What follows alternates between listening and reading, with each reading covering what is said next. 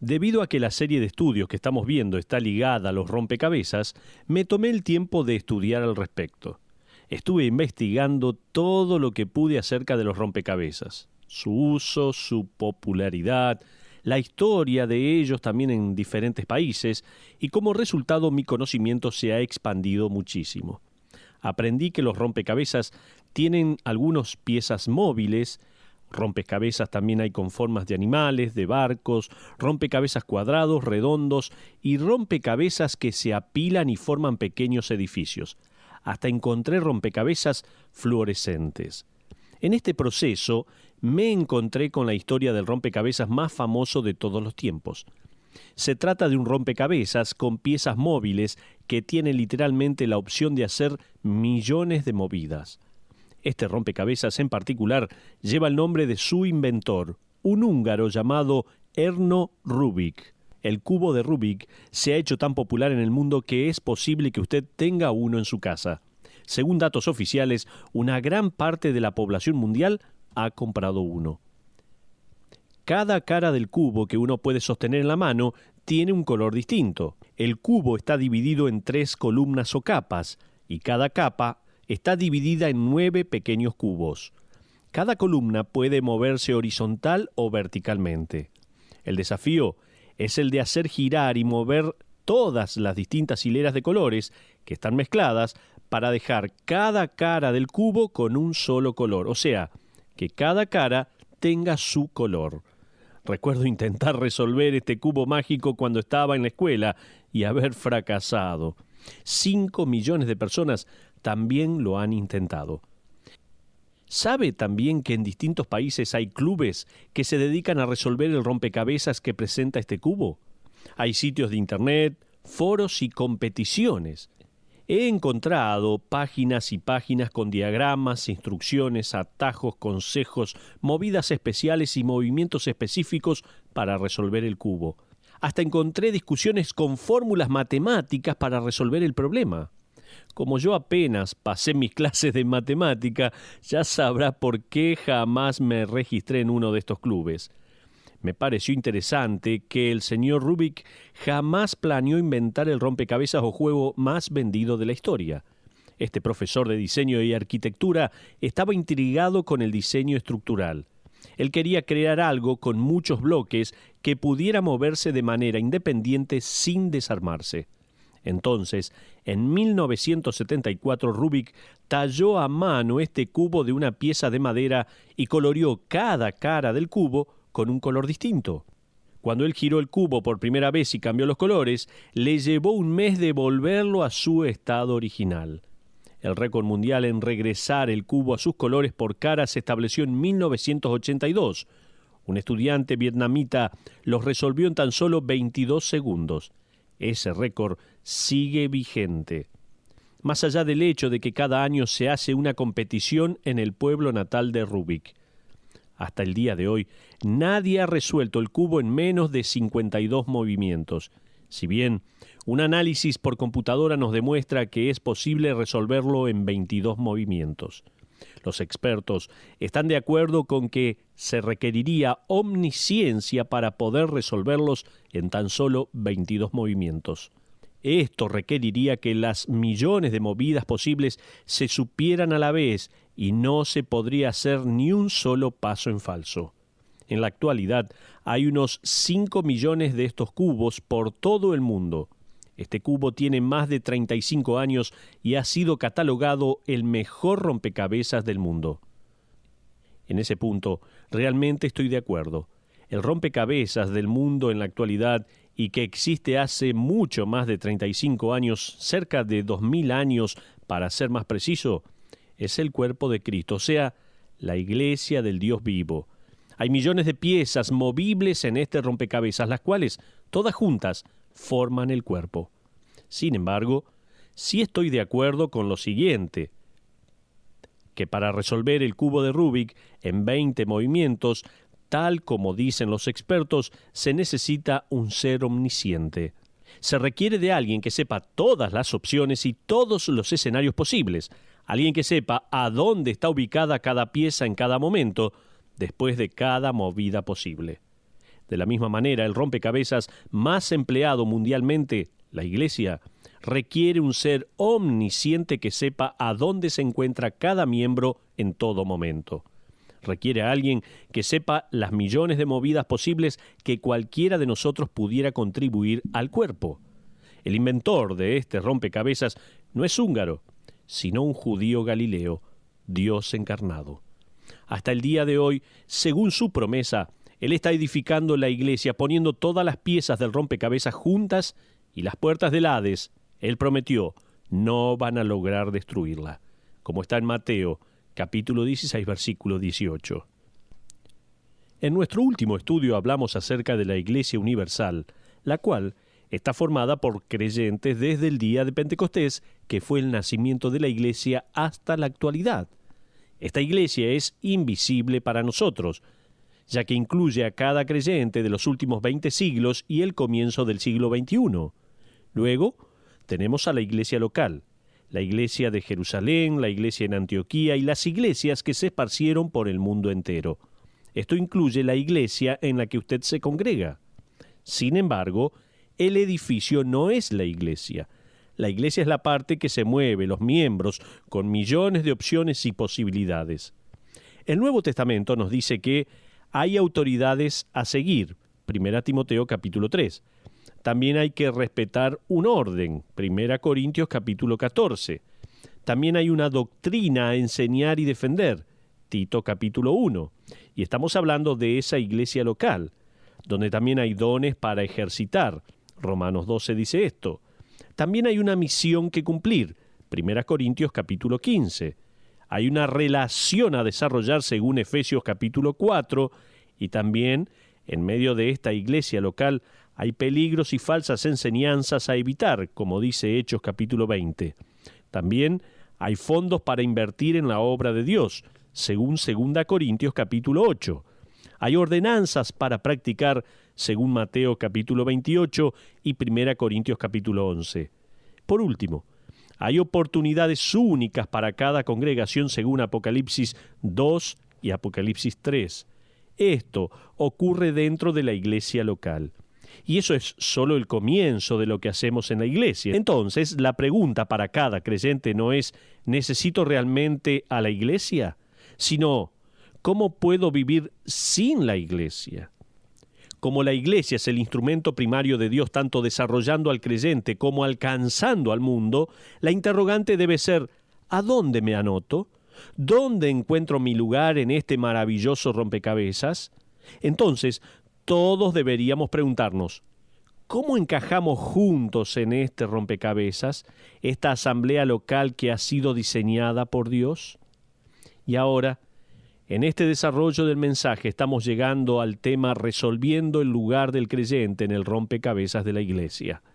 El apóstol Pablo está por respondernos la inquietud de nuestro lugar en el rompecabezas de la iglesia en Romanos capítulo 12. Y lo está haciendo mucho más rápido que yo. De hecho, hoy solo vamos a necesitar continuar el proceso de acomodar la mesa del rompecabezas. Ya hemos sido animados por Pablo a encarar este proceso con humildad, ¿se acuerda?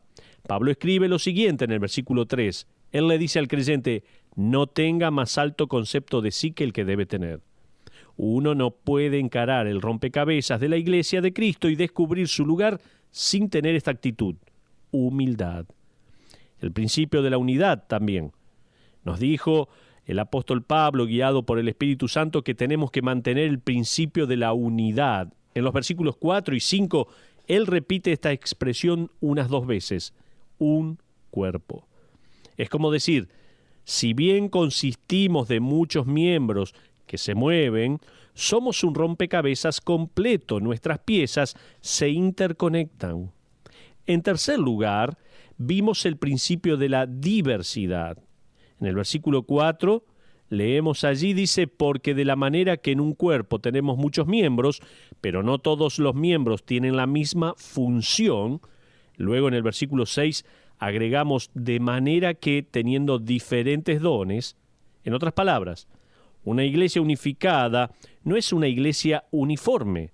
La unidad no es lo mismo que la uniformidad. Y esto Habíamos hecho un énfasis específico con este concepto en nuestro último estudio. En cuarto lugar, vimos el principio de rendir cuentas. El versículo 5 dice: así nosotros, siendo muchos, somos un cuerpo en Cristo y todos miembros los unos de los otros. Pertenecemos los unos a los otros y tenemos una responsabilidad los unos con los otros. Cada creyente es un pariente de sangre. La sangre de Jesucristo que nos ha limpiado y nos dio acceso a la familia de Dios. Ahora le pregunto nuevamente, ¿hay lugar en su vida para sus hermanos en la fe? ¿Hay tiempo para sus hermanos? Aparte del domingo, ¿no? ¿La iglesia tiene un lugar en su agenda? Contéstese en forma silenciosa usted mismo estas preguntas. Pero en tercer lugar, el principio de estar disponible. Si su respuesta a esa pregunta es sí, y creo que Pablo asume que la respuesta sería positiva, él ahora se dirige hacia el último principio, lo que es lógico que sea el próximo paso, el principio de la disponibilidad. Este principio, en la última parte del versículo 6, está implícito por el contexto y la exhortación de Pablo. De manera que, teniendo diferentes dones, según la gracia que nos es dada, si el de profecía, úsese conforme a la medida de la fe.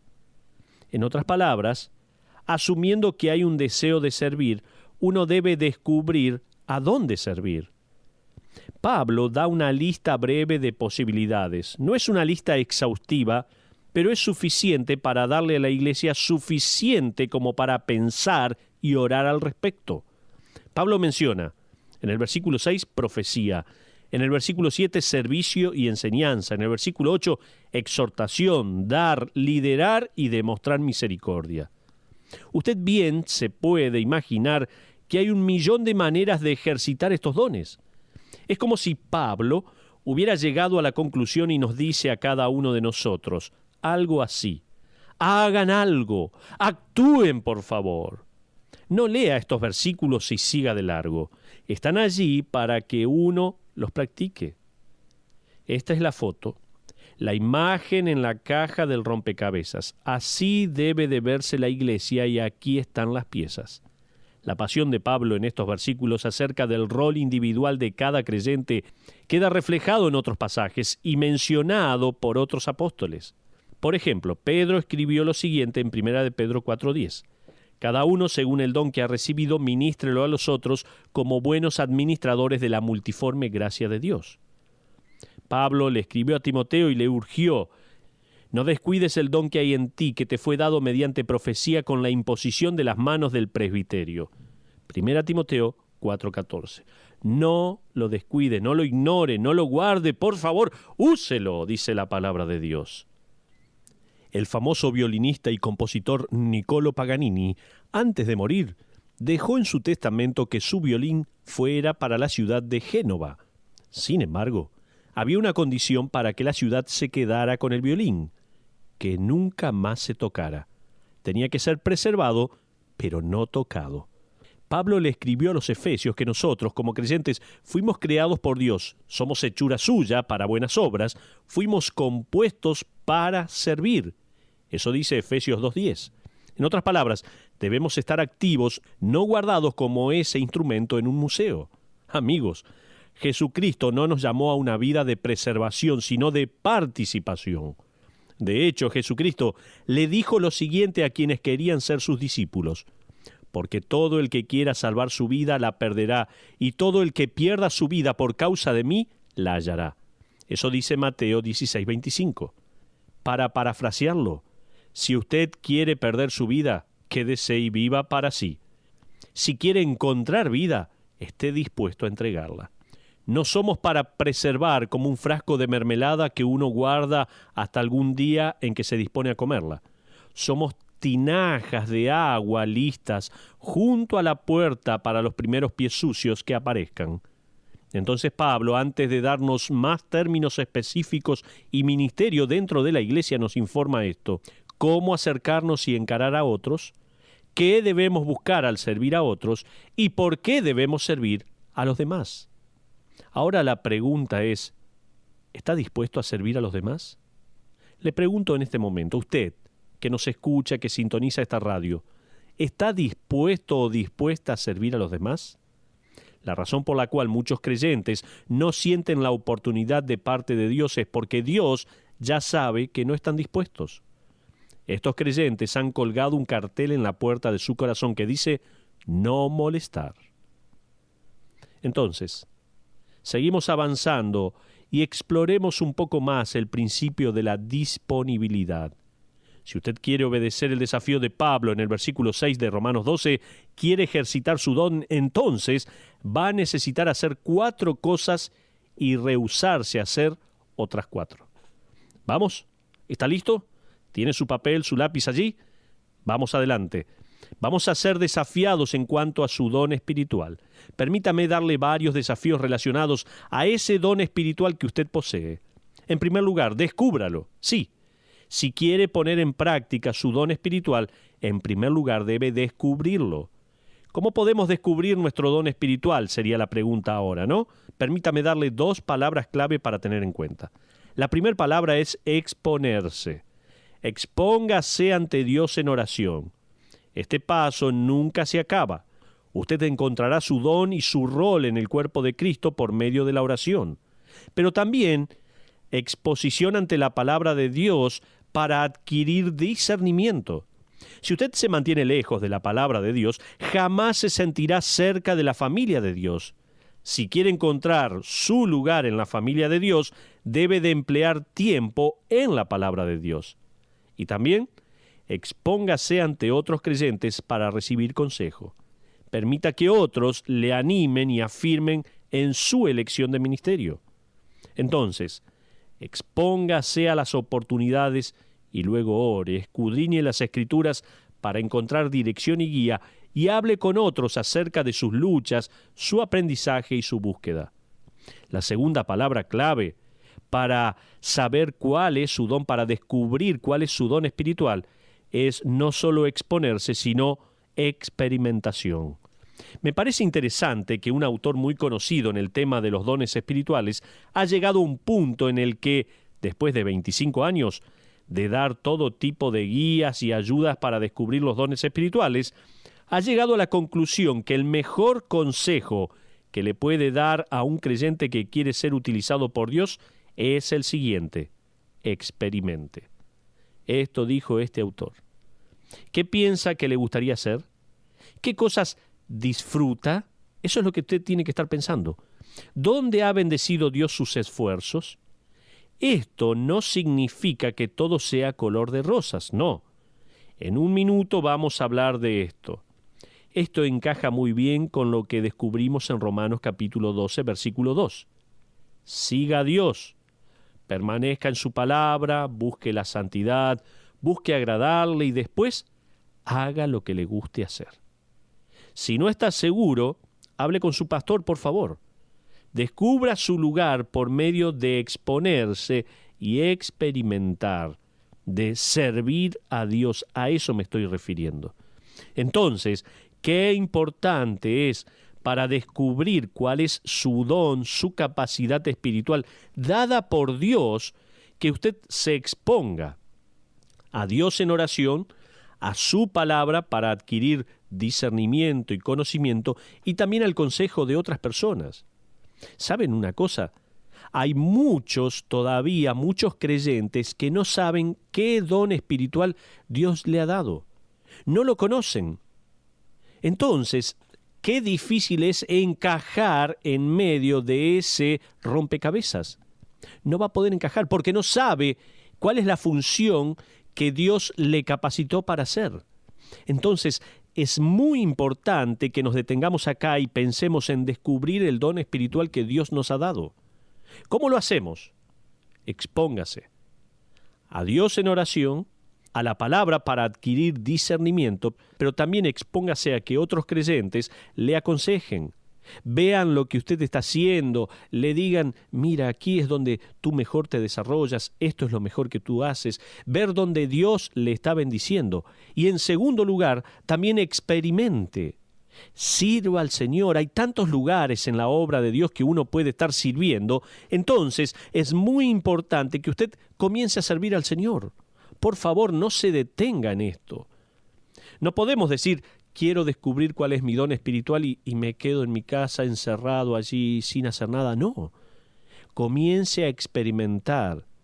Como decíamos a través del estudio anteriormente en Romanos, siga a Dios, permanezca en su palabra, busque la santidad, busque agradarle y después sirva, haga lo que le guste hacer.